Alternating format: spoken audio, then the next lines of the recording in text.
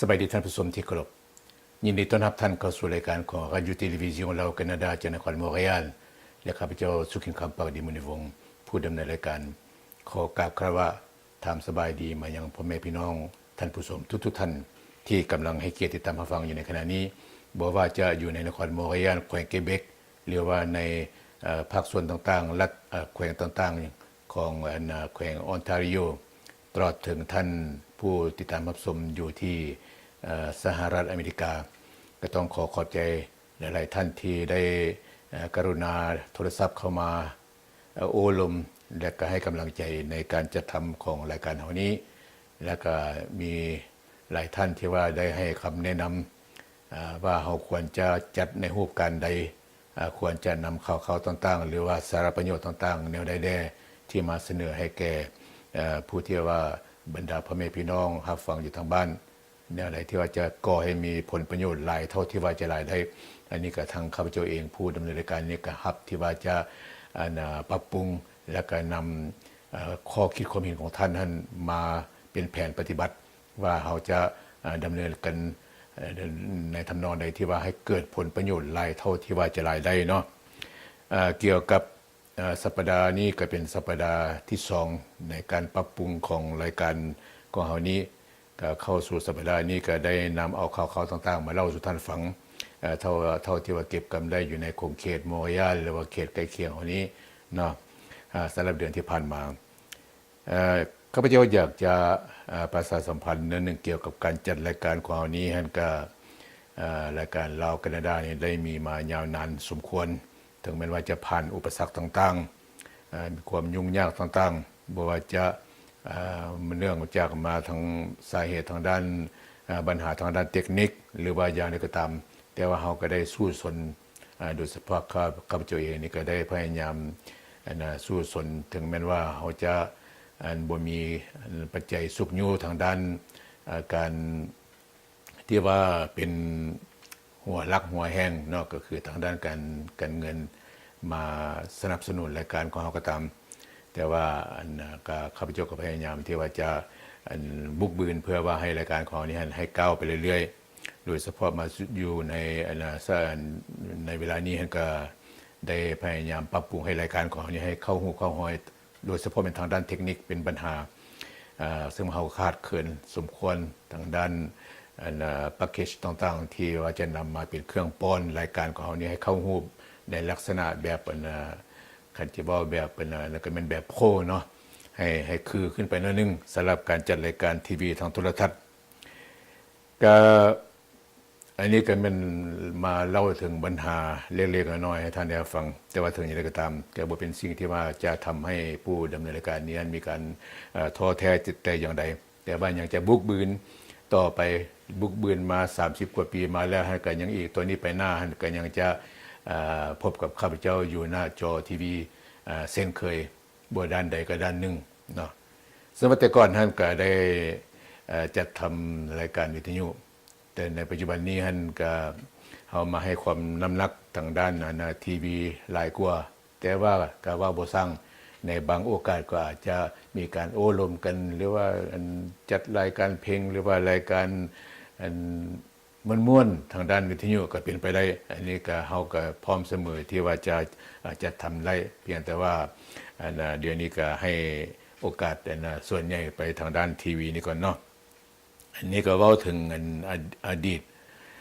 และอาจจะว่าในโอกาสใดโอกาสหนึ่งข้าพเจ้าจะถือวิสาสะเล่าถึงความเป็นมาของที่มาของจุดที่ว่าเป็นอย่างเขาจังได้มาเลือกเอาคำชื่อ Radio Television ลาวแคนาดาหรือว่าโทรทัศน์ลาวแคนาดาของเฮานี้ก็มันก็มีเหตุผลของมันเนาะแล้วก็Radio Television ลาวแคนาดาของเฮาก็ได้ถือบันทึกจุดถูกต้องตามทางการของรัฐบาลแขวงและรัฐบาลแคนาดาอย่างบ่มีปัญหาเมื่อใดเมื่อหนึ่งก็จะถือวิสาสะมาเล่าให้ท่านฟังถึงจุดกำเนิดหรือว่าความเป็นมาแล้วก็อีกด้านหนึ่งก็จะค่อยๆทยอยเล่าถึงผู้ละในสมัยบรรดานักศึกษาซึ่งมีบุคคลหลายคน เป็นจุดเริ่มต้นของคนลาวเขามาอยู่ในแขวงกิเบกหรือว่าแคนาดานี่มาให้ท่านได้ฟังกันและก็ถ้าหากว่าได้มีโอกาสพบพ่อกับบรรดาคนเก่าคนแก่ที่ว่ายังเหลืออยู่เนาะก็ยังมีอยู่ผู้ที่ว่าเสียชีวิตไปก็ไปแล้วผู้ที่ยังก็ยังมีอยู่แล้วก็เขาจะอาจจะไปโอลมหรือว่าสัมภาษณ์บรรดาบุคคลเหล่านั้นมาสู่รายการของเราเนาะแต่ว่าสำหรับในอาทิตย์นี้เขาก็มาแสดงความยินดีกับดินแดนที่เขาได้มาดำรงชีวิตอยู่ก็คือประเทศแคนาดานี้โดยความห่มเย็นและก็ประสบผลสำเร็จทางด้านการดำรงชีวิตและการเวียกเห็นงานทำเนาะเป็นประเทศที่ให้ความห่มเย็นแก่การมาพึ่งฮ้อนของบรรดาชาวลาวของเราในซุมปี1979เนาะแล้วก็ประเทศแคนาดาเนี่ยเป็นประเทศที่เอิ้นกันว่า multiculturalism หรือว่าประเทศหลากหลายวัฒนธรรมก็เป็นความจริงเพราะว่ามีหลายชนชาติในโลกนี้ที่ว่าได้มาเต้าโฮมกันอยู่ในประเทศแคนาดานี่เป็นประเทศที่ว่าเปิดอีหลีถึงแม้ว่าบางประเทศใหญ่ๆอันก็ค่อนข้างจะปิดตัวเองไปในลักษณะบ่อาแขนรับประชาชนมาจากประเทศอื่นแต่ว่าแคนาดาของเรานี่ก็ยังมีบทบาทสูงในการรับเอาผู้ที่ต้องการจะเข้ามาใช้ชีวิตอยู่ในประเทศแคนาดา Hello everyone, happy Canada Day.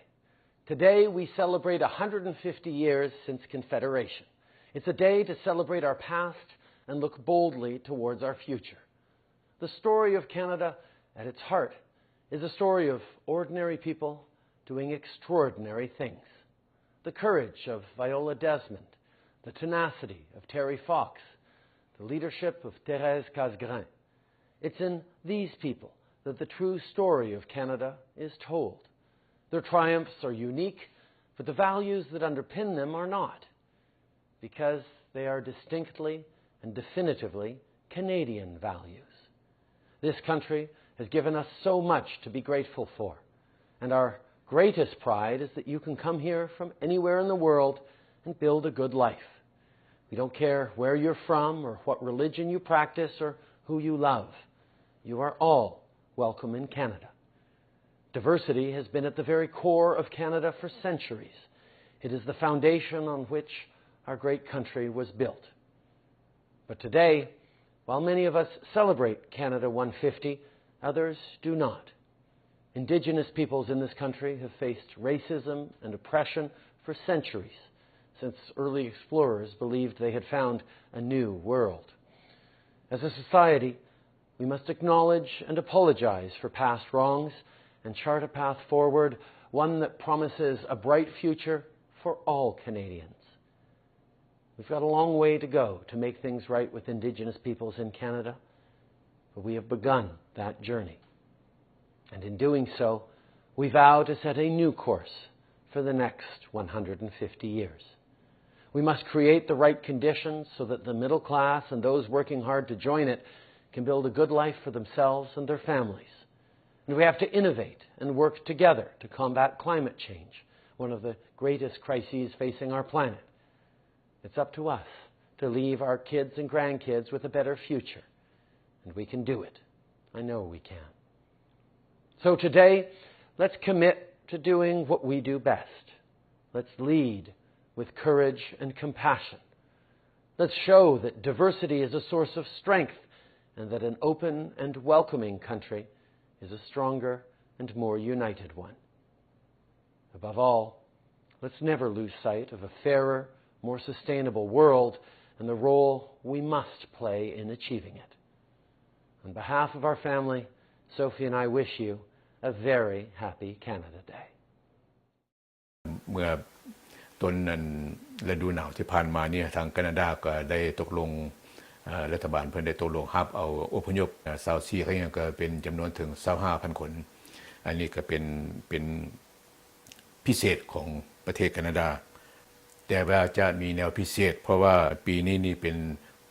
ปีที่150 ปีของการกำเนิดประเทศแคนาดาอยู่ในดินแดนทวีปอเมริกาเหนือนี้เนาะหลังจากที่ว่าก่อนหน้านั้นก็ทางคนผิวขาวโดยเฉพาะแม่นชาวอังกฤษชาวฝรั่งเศส ซึ่งได้เข้ามาบุกเบิกในดินแดนแห่งนี้อันเป็นการกำเนิดของดินแดนอันที่เรียกว่าแคนาดาเนาะฉะนั้นก็จะต้องได้ฉลองกันอย่างยิ่งใหญ่แล้วก็จึงได้มีการเฉลิมฉลองกันอยู่ที่นครหลวงออตตาวาแล้วก็ปรากฏว่าประชากรชาวแคนาเดียนได้พากันหลั่งไหลมาอย่างล่วงลายมาฉลองมาชมการแสดงแล้วก็ในโอกาสดังกล่าวนั้นก็ได้มีเจ้าชายฟิลิปพร้อมด้วยพระสัญญาได้เสด็จมาร่วมในพิธีดังกล่าวเช่นเดียวกันเนาะและแต่ว่าถึงอย่างไรก็ตามกันยังได้มีอุบัติเหตุน้อยหนึ่งซึ่งว่าเป็นชาวสวนสัตว์เดิมหรือว่าออโตสโตนได้มาปลูกแคมป์อยู่ใกล้ๆกับบอนที่เฉลิมฉลองนั้นเป็นการแสดงถึงการประท้วงการบ่ยินดียินให้กับ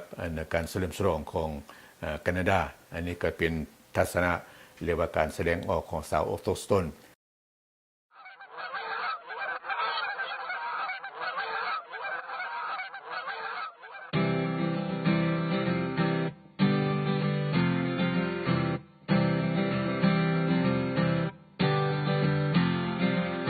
Frozen tundra to ocean shore,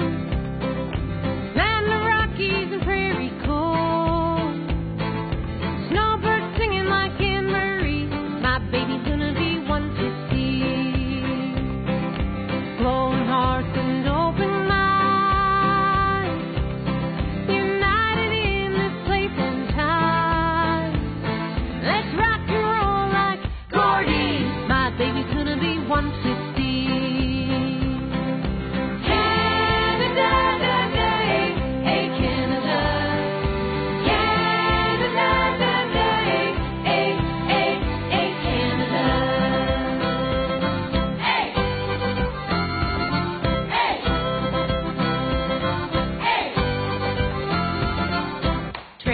Taking us far and wide, red and white flags mark the sky. Tom powered up on the CBC, my baby's gonna be 150. Our shades active sailor on, all together now un deux trois. To Le Mans and Rocket Richard, my baby's gonna be starting hard.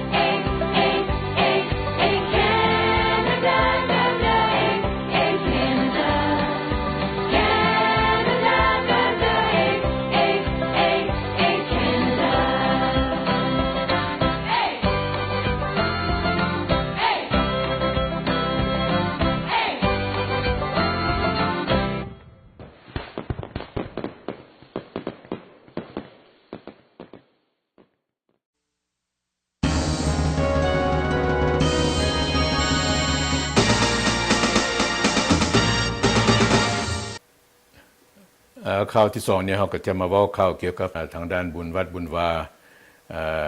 อยู่ที่วัดเทพบรรดลแล้วก็วัดลาวสมัคคีธรรมารามซึ่งในวันที่23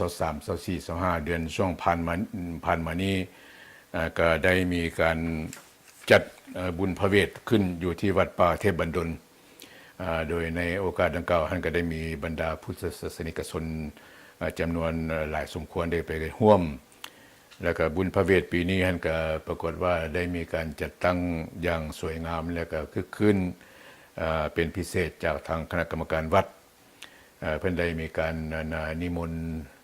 พระสงฆ์มาจากแห่งอื่นหลายองค์ด้วยกันมาร่วมแล้วก็ได้มีการเทศมหาสาเทศบุญพระเวทกันอย่างคึกคืนเนาะแล้วก็บรรดาพุทธศาสนิกชนจากนครหลวงขยาและเขตใกล้เคียงก็ได้ไปร่วมกินบุญกินทำบุญทำทานอันเป็นสิ่งที่ว่าทางวัดก็มีความต้องการที่อยากจะได้ทุนสมมาสมควรเพื่อว่าเพิ่นมีแผนการในการไปสร้างซิมให้เกิดขึ้นในวัยนี้อันนี้ก็ขอแสดงความยินดีนำทางวัดเทพบันดลที่ได้ประสบผลสำเร็จโดยเฉพาะในการจัดบุญพระเวทในครั้งนี้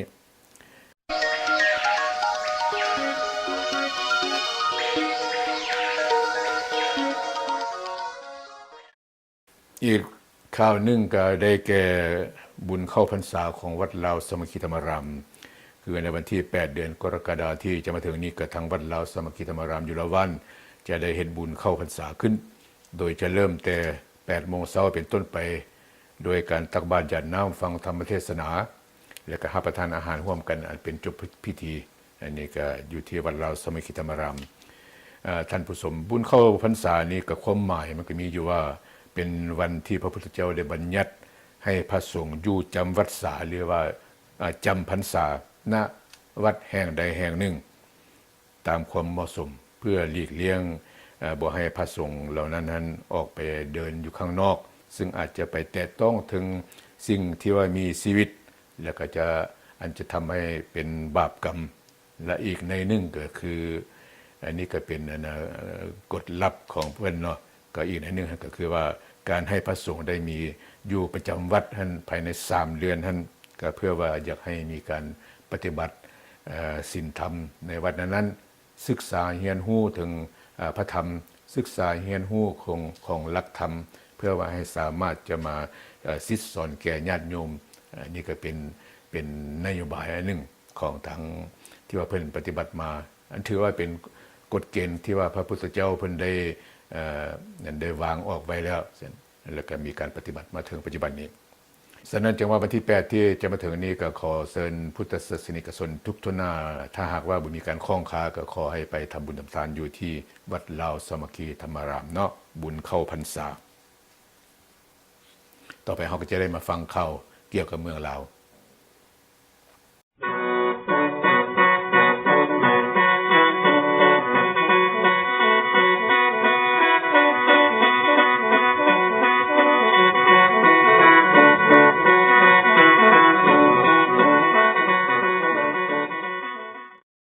มาฟังข่าวเกี่ยวกับเมืองลาวอยู่ที่นครหลวงเวียงจันทร์ได้มีการจัดแลกเปลี่ยนความคิดความเห็นกันระหว่าง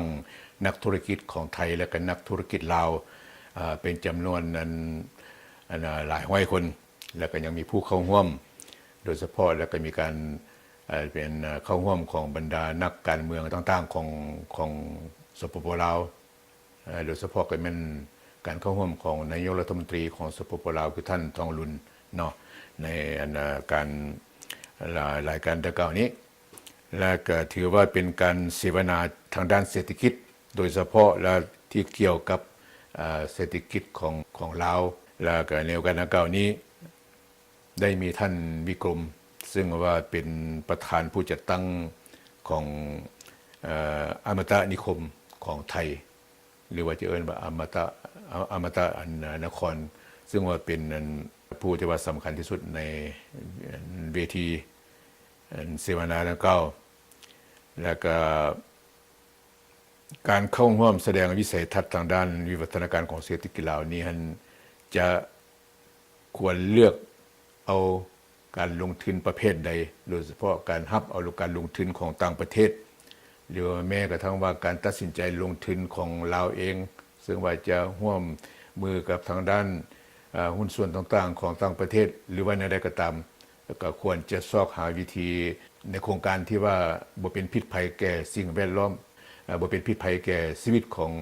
พลเมืองของตนเองอันนี้ก็เป็นจุดใหญ่ดังที่ท่านวิกรมก็ยังได้อธิบายถึงว่า อันอย่าสุไปเอาแบบของประเทศที่ว่าเขาเจ้าเคยประสบความล้มเหลวมาแล้วคือตัวอย่างประเทศไทยหรือว่าประเทศจีนจังซี่นี่ซึ่งว่าเมื่อสร้างโครงการเศรษฐกิจอันใดอันหนึ่งขึ้นโดยที่ว่าบ่เบิ่งถึงผลสะท้อนของมันที่ว่าจิตตามมามันก็จะเป็นปัญหาให้แก่ประเทศนั้นๆอันนี้ก็ท่านวิกรมได้มาอธิบายอย่างแจ่มแจ้งให้นักธุรกิจลาวแล้วก็ทางผู้นำของเราได้รับฟังและฉะนั้นข้าพเจ้าจึงได้นำเอาการสิบนาดังกล่าวมาให้ท่านได้รับชมรับฟังนำกันว่าสิ่งที่ว่าท่านวิกรมซึ่งว่าเป็นนักธุรกิจใหญ่ของไทยได้แสดงออกนั้นจะมีเหตุผลน้อยหลายส่ำใดและก็เป็นผลในใดสำหรับเมืองลาวของเราก็มาติดตามเบิ่งคำปาฐกถาของท่านวิกรมเนาะวันนี้เรามีความรู้สึกนึกคิดว่าการที่เราจะเอาคนที่มาลงทุนกับเราต้องเอางานลงทุนที่มันยั่งยืนไม่มีมลพิษมลภาวะเหมือนกับที่ประเทศไทยเหมือนกับประเทศจีนเราประสบปัญหามากันเยอะลาววันนี้ยังไม่มีปัญหาการที่เราจะเอาลาวไปพัฒนาเศรษฐกิจในอนาคตเนี่ยเราจะต้องคิดถึงระยะยาวด้วยไม่ใช่ว่าเอาสตังค์เหมือนอย่างกับวันนี้ที่ประเทศจีนเป็นประเทศจีนเนี่ยในอดีตคิดอยู่อันเดียวฉันจะทำยังไงให้ฉันได้สตังค์ประเทศจีนมันนี่รวยขึ้นละแต่วันนี้ประเทศจีนต้องพักสตังค์ไปจ่ายตังค์หาหมอนะเพราะสุขภาพไม่ดีหรือจะต้องไปเสียเงินเพื่อจะไปทำไอ้เรื่องของสิ่งแวดล้อมให้ทำไมให้มันดีเพราะว่าไอ้สิ่งแวดล้อมที่วันนี้มีปัญหาเพราะอุตสาหกรรมในอมตะนะอุตสาหกรรมของเราเนี่ยเมื่อก่อนเนี่ยมันมีโรงงานบางโรงนะสร้างปัญหาให้เราก็ต้องไปแก้ปัญหาไม่ให้มีปัญหาแต่ตอนหลังเรามาเนี่ยเรามีความคิดเรื่องของ all win ก็คือทุกคนได้ไม่ใช่วินเพราะว่าถ้าเป็นวินเนี่ยคนอื่นอาจจะเสียเราสองคนอาจจะได้แต่วันนี้เราต้องคิดว่า all win คือทุกคนได้นี่ก็เป็นนโยบายของทางอมตะนะที่เราวันนี้จะทำอะไรก็ต้องคิดถึงผลกระทบว่าไม่ใช่เราได้แล้วถึงว่าส่งผลกระทบส่งให้ลูกให้หลานอันนี้ก็ไม่เอาฉะนั้นด้วยความเห็นอันเนี้ยการที่เราเชิญคนมาวันเนี้ย1ชวนคนดีอันที่2ชวนคนที่มีประโยชน์อันที่3ไม่ต้องสร้างความยั่งยืนให้กับการลงทุนทางวิกรมยังได้กล่าวตื่นมาภายหลังที่ได้รับฟังการแสดงทัศนะคำที่คำเห็นต่อกองประชุมของท่านนายกรัฐมนตรีทองรุ่นศรีสุริตแล้วทางเห็นว่าบรรดาแผนงานก็คือนโยบายต่างๆของรัฐบาลลาวแม้นได้กำหนดทิศทางที่ถูกต้องแล้วผมว่ามีสัก3อย่างนะอย่างแรกเลยเนี่ยเราต้องเซตนโยบายก่อนนะต้องสรุปนโยบายก่อนว่านโยบายของเราเนี่ยสนับสนุนการลงทุนเห็นไหมข้อ1นะการลงทุนที่เราจะสนับสนุนนั้นต้องมีนโยบายว่าให้สิทธิประโยชน์เนี่ยมันคืออะไรต้องเอาให้ดีเพราะว่าถ้าเกิดว่าเราไปทำเป็นสิทธิประโยชน์ที่มันไม่น่าสนใจใช่ไหมคนก็ไม่สนใจมาลงทุนอันที่2เนี่ยเราควรจะต้องส่งเสริมแต่เรื่องของสิ่งที่เรียกว่าการลงทุนที่ไม่สร้างมลภาวะให้กับประเทศถ้าเกิดว่าเราให้คนมาลงทุนเยอะๆๆแล้วเราไม่ได้ระวังเรื่องของชนิดของอุตสาหกรรมหรือธุรกิจที่มันส่งผลกระทบนะอันนี้ก็จะมีปัญหา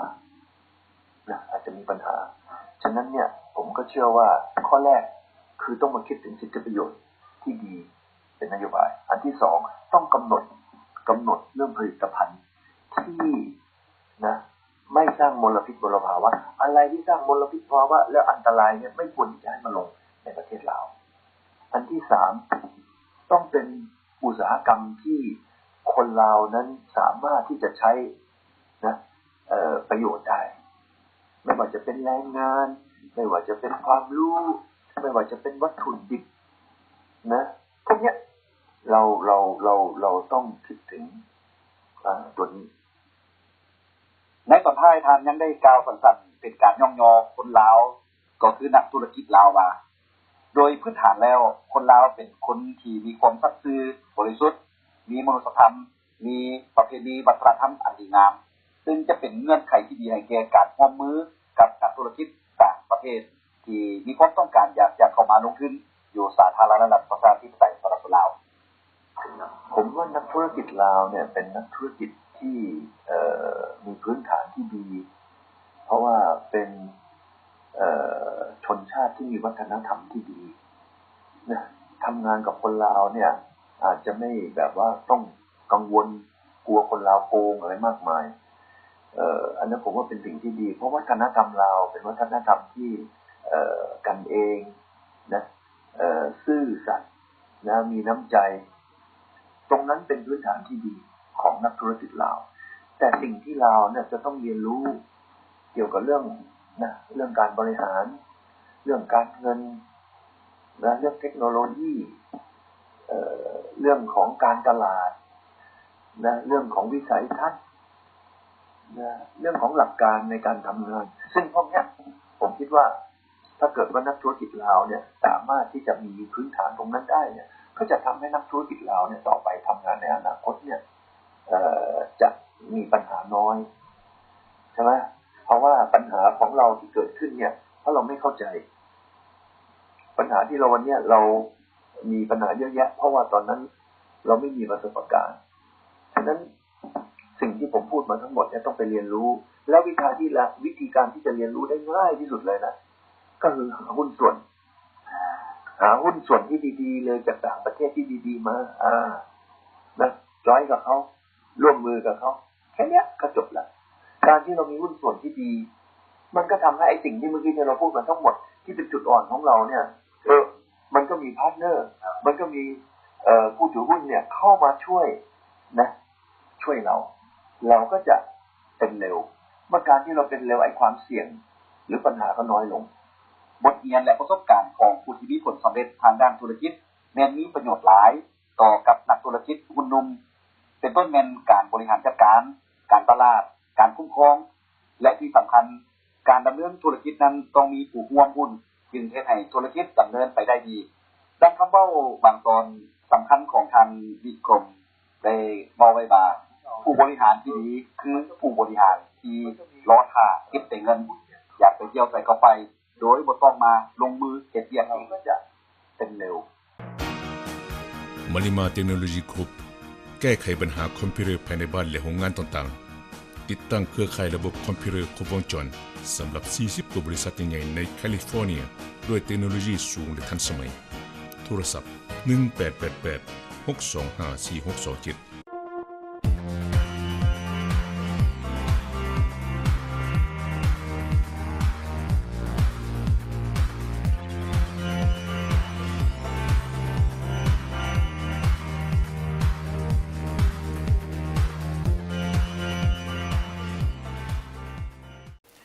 ก่อนสุดท้ายในสัปดาห์นี้เราได้นำเอาการฟ้อนดาบของนักฟ้อนดาบนางเหนียวของเมืองปากกะยุงมาให้ท่านได้รับชมก็หวังว่าท่านก็คงยัง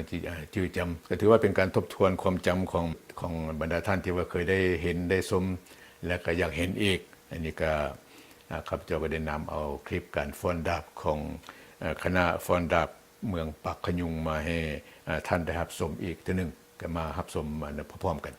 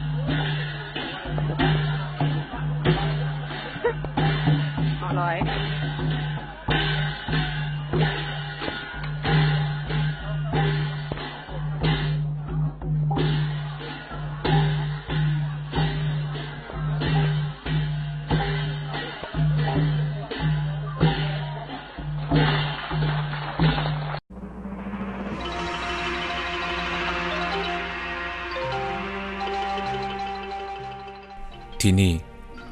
หับแปลและเซ็นยั่งยืนเอกสารทุกๆชนิดเพื่อความถูกต้องตามกฎหมายของแขวงเกเบกและแคนาดาโทรศัพท์514-527-0539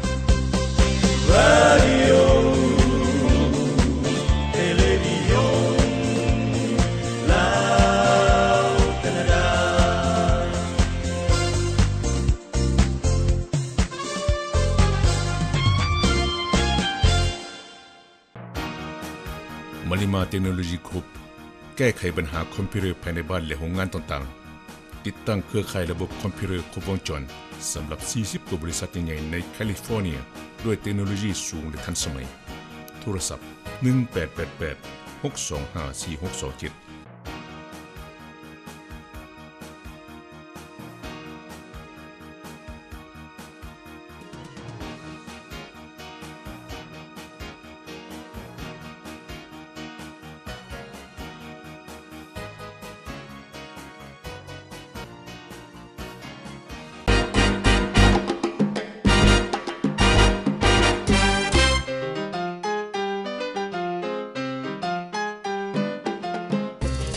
หากท่านได้ต้องการโฆษณากรุณาติดต่อ514-527-0539One, two, three, four.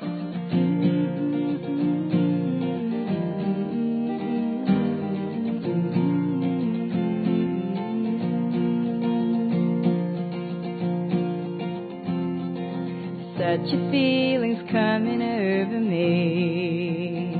There is wonder in most everything I see. Not a cloud in the sky, got the sun in my eyes, and I won't be surprised if it's a dream.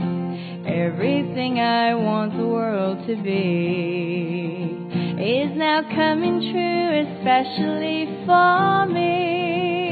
And the reason is clear, it's because you are here. You're the nearest thing to heaven that I've seen. I'm on the top of the world looking down on creation, and the only explanation I can find is the love that I found ever since you've been around. Your love's put me at the top of the world. Something in the wind have learned my name, and it's telling me that things are not the same. In the leaves the trees and the touch of the breeze. There's a pleasing sense of happiness for me.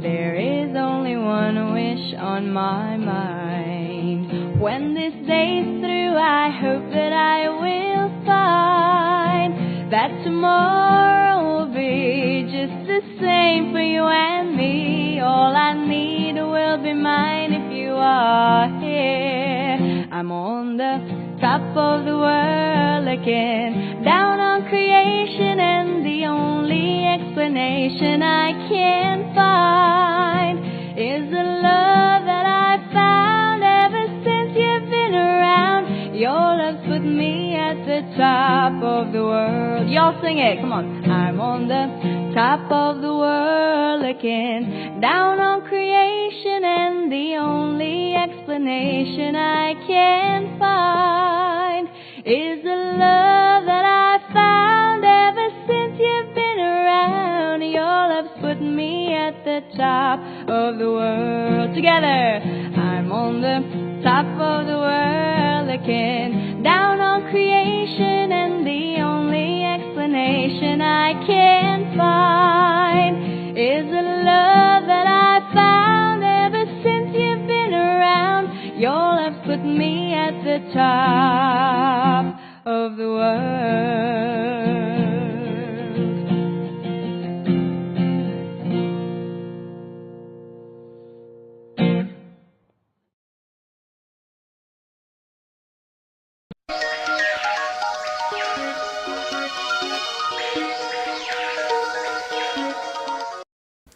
ท่านผู้ชมที่เคารพมาถึงระยะสุดท้ายกับทางผู้จัดก็ขอเพียงอยากเห็นว่ารายการยกปรับปรุงของเฮานี้ก็พยายามอย่างสุดขีดที่จะยกระดับบ่ว่าจะเป็นทางด้านเนื้อหาการเสนอข่าวตลอดถึงสาระต่างๆแล้วก็ทางด้านเทคนิคโดยเฉพาะเพื่อจะเฮ็ดให้ในรายการของเฮานี้ให้มีประสิทธิภาพและก็เป็นตาเบิ่งตาชมยิ่งขึ้นในลักษณะแบบลงทุนน้อยว่าซั่นเนาะแต่ก็จะบืนไปถึงให้สามารถให้รายการนี้ให้มีประสิทธิภาพให้จนได้ในเวลาใดเวลาหนึ่งหรือว่ามื้อใดมื้อหนึ่งแต่ว่าทางนี้และทางนั้นก็ขึ้นอยู่กับการติชมการให้คำแนะนำจากบรรดาพ่อแม่พี่น้องที่ว่าได้ให้เกียรติติดตามรับชมซึ่งว่าข้าพเจ้าเองก็จะพยายามให้สามารถมาพบกับท่านในทุกๆอาทิตย์ให้สมกับว่าเป็นการประมวลข่าวประจำสัปดาห์เนาะอย่าลืมคำแนะนำของท่านเป็นผลอันยิ่งใหญ่ของผู้จัดที่ว่าจะเป็นแว่นอย่างที่ดีและฉะนั้นอย่าลืมโทรศัพท์เข้ามา514-527-0539หรือว่าจะทางด้านมือถือก็เป็น514-833-0539หรือว่าจะมาทางด้านเขียนมาทางด้านอีเมลก็ได้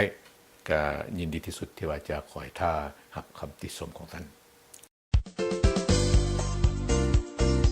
เว็บไซต์ RTLC หนึ่งในทางเลือกในการเสนอข่าวและการบันเทิง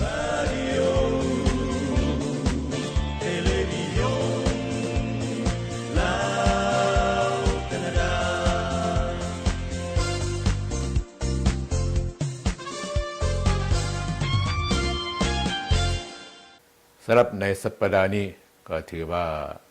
เข้ามาจากกันในเพียงนี้เนาะก่อนจากกันก็ขอได้รับความขอบใจและขอได้รับความปรารถนาดีจากข้าพเจ้าสุขินคำปากดีมุนีวงศ์จะมาพบกับท่านอีกในสัปดาห์หน้าพร้อมด้วยข่าวที่ควรแก่การรับรู้เนาะพบกันใหม่สบายดี